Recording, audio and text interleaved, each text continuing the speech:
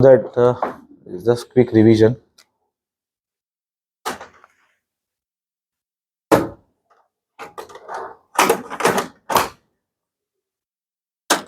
So if we go step by step,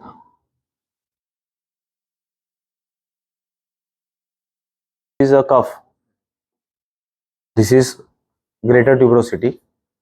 So first you require is a bed preparation. So this is down rasp, down, and there are up rasp also. So this down, with down rasp you either prepare the anterior glenoid or you prepare the greater tuberosity. So you require a bleeding bone. Most of these patients are osteoporotic, especially cuff. So be very careful for using this curate. There are curates also, ring curate, or many people use bar.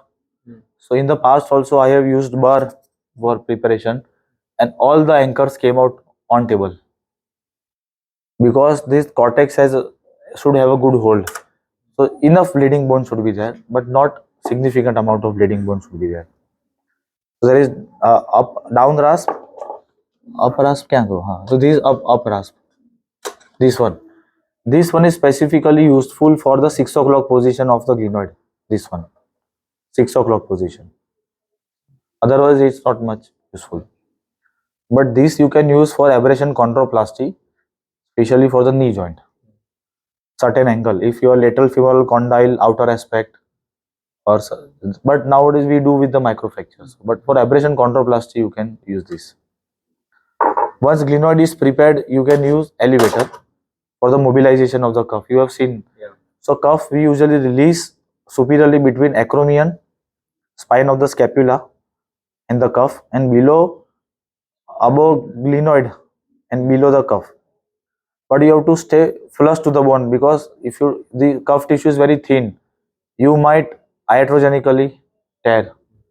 So if you are going above the cuff, then stay flush to the acromion, flush. And if you are going below the cuff, stay flush to the glenoid, because this can damage the cuff very easily, and it will tear the cuff to the muscle tendon junction, which is very bad. Okay. So this curate is, I am not using it, but if you are doing bankart repair, so many people, an anterior edge of the glenoid where you are going to put the anchor, they remove the cartilage. It is advisable to remove the cartilage so that the capsule will heal over the face of the glenoid.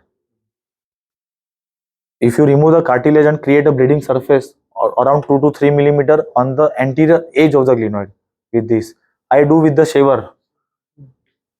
But if you do with the you can do the curate also. Second thing, where you are going to put the anchor at the 5 o'clock position. If you hold the sleeve like this, sometime it can skive off easily.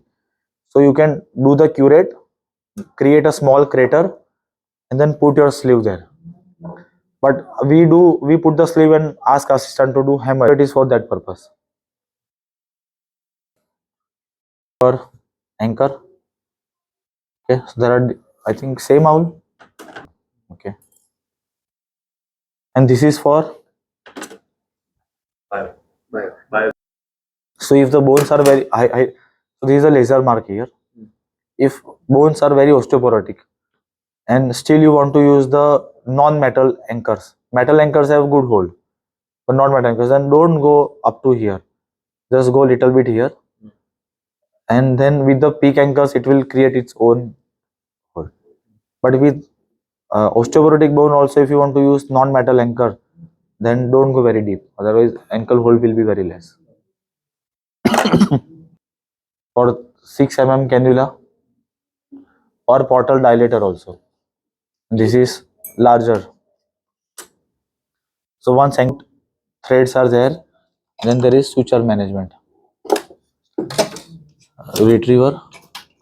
So there are different tissue grasper. See, this is another tissue grasper. So if you see, the tip is very sharp here. So if you use it can damage the cuff. So there should be non-trauma.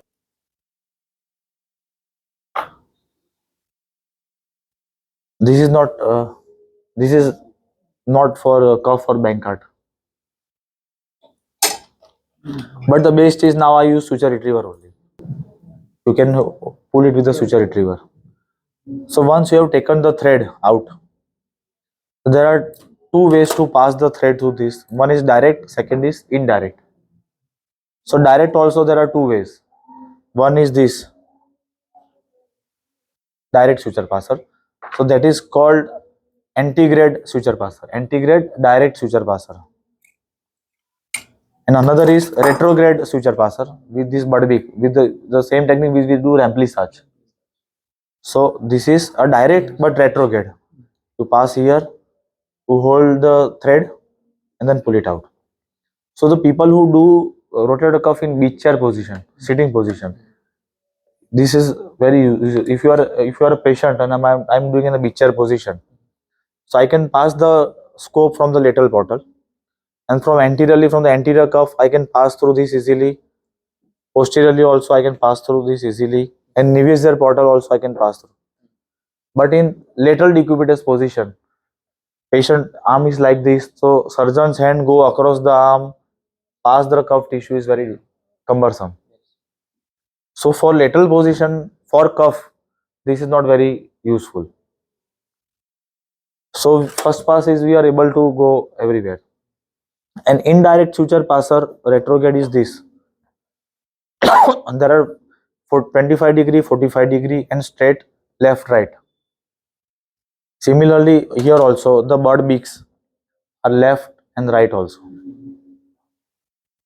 So this is useful for remplissage or labrum repair like slap repair or biceps tenodesis also. If having biceps tenodesis, now biceps is very thin.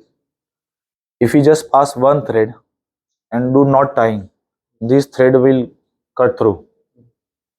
Okay, pagdi rakho. So so what is lasso stitch? So for an example, this is the anchor. I am taking like this.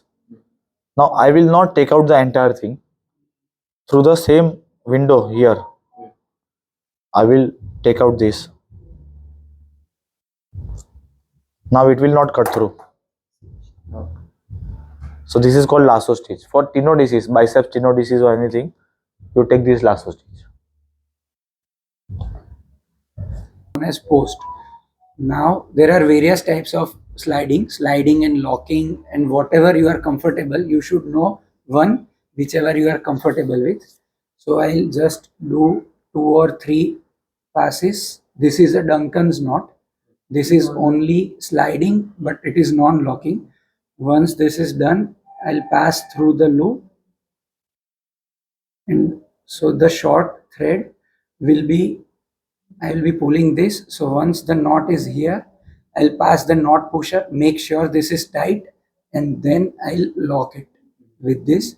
So now I'll secure this locking with multiple half hitches like this, above and below and above and below. So we'll be taking 4 half hitches and then we'll cut it. If it is not seated properly, and then if I lock it, then it will remain loose. So that's why if you remember, while I pass my first knot, I usually take the scope back in my hand to see if the knot is seated properly or not. After the First one, yes. pass pointing is necessary for Absolutely necessary. So that you have a tactile feeling that you have done the pass pointing. Then so this one is for a 6 o'clock position. Sometimes the tear is